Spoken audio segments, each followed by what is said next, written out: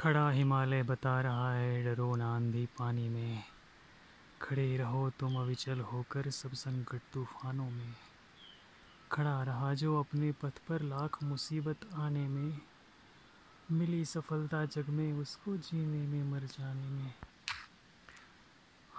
आज चारों तरफ कोरोना का भय चल रहा है। लोग अपने आप को इंजेक्ट करवा रहे हैं, पर सच ये है कि ये इंजेक्शन आपका परमानेंट सॉल्यूशन नहीं है। परमानेंट सॉल्यूशन एक ही है, प्रकृति के साथ अध्यात्म स्थापित करना।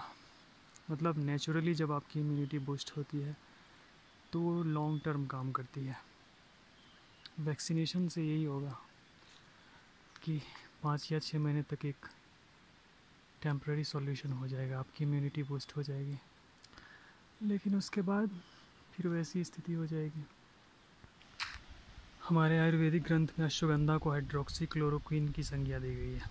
मतलब अगर आप अश्वगंधा यूज करते हैं और आंवला यूज करते हैं तो आपकी इम्यूनिटी बहुत ही तेज़ी से बूस्ट होती है। शरीर में एंटीबॉडी क्रिएट होता है, लिम्फोसाइट्स बनता है और रोग प्रतिरोधक क्षमता बढ़ती है।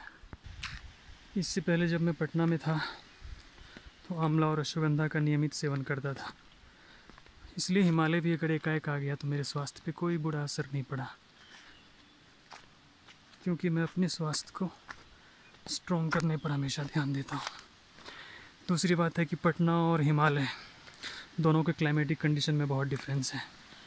अभी मैं जिस जगह हूँ वो समुद्र तल से लगभग 10,500 फीट की ऊंचाई पर है, बहुत ऊंची पहाड़ी पर। यहाँ भीषण ठंड होती है, इसके बावजूद भी मैं नीचे से ऊपर आया तो मेरे स्वास्थ्य पे कोई बुरा असर नहीं पड़ा। इसका एकमात्र कारण है कि मैं जो अश्वगंधा और आंवला का नित्य सेवन करता था उसकी वजह से हमारी इम्यूनिटी बूस्ट हो गई थी। तो वो जो एक नेचुरल प्रॉपर तरीके से आपकी इम्यूनिटी स्ट्रांग होती है वो लॉन्ग टर्म काम करती है। और ये इंजेक्शन, मैं नहीं कह रहा कि इंजेक्शन मत लगवाइए,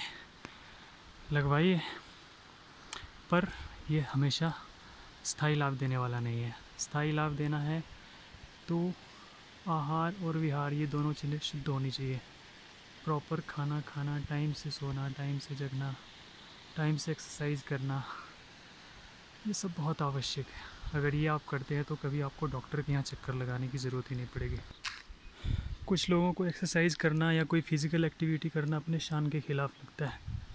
ऐसे ही लोग मोटे मोटे हो जाते हैं, फिर धरती माता से परमिशन लेकर के उठते हैं। उठने से पहले भी उन्हें आह ओह करना पड़ता है।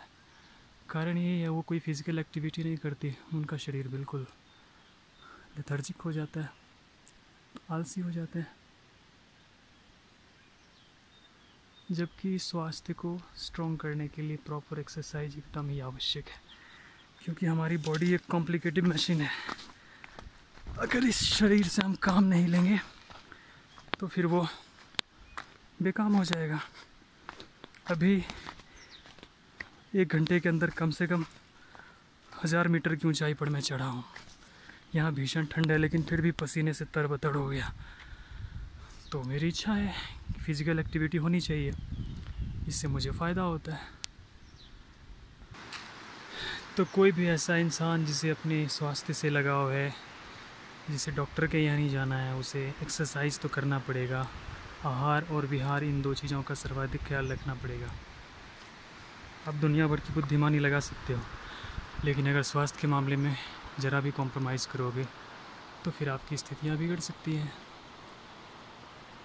प्रकृति के नियम का पालन करना ही चाहिए। अगर आप इसके नियम के विरुद्ध चलते हो तो चाहे कोई भी हो, कितने भी विद्वान हो, कितने भी बुद्धिमान और पैसे वाले हो, नेचर आपके हेल्थ से फिर समझौता नहीं करने वाले। ठीक है, अब स्टॉप करते हैं। राधे राधे।